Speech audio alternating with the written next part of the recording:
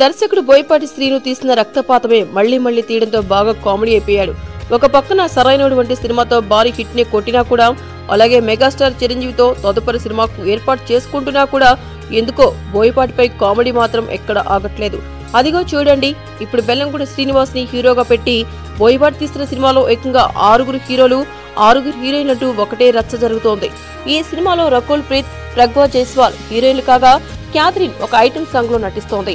ఈ ముగ్గురు కాకుండా మాజీ హీరోయిన్ వాణి విశ్వనాథ్ సితారలు చేస్తుండగా, 1000 అబద్ధాల ఫిల్మ్ హీరోయిన్ ఎస్తర్ నురన్హా కూడా ఒక పాత్ర చేస్తోంది. ఆ లెక్కను చూస్తే 6 హీరోయిన్లు ఉన్నట్టే. అలాగే శ్రీనివాస్ కాకుండా ఈ సినిమాలో జగపతి బాబు, సుమన్, శరత్ కుమార్, నందు, శశాంకులు కూడా నటిస్తున్నారు కాబట్టి 6 హీరోలు కూడా ఉన్నారే అంటూ బోయపాటిని ఆడుకుంటున్నారు నెటిజన్లు. నిజానికి వేరే ఇంకేదైనా సినిమా అయితే ఇలాంటి కామెడీ చేయరులే.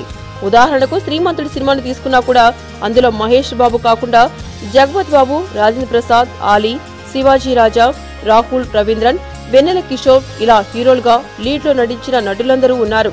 అందుకని శ్రీమంతుడి సినిమాలో 1 డజన్ హీరోలు ఉన్నారని అంటారా?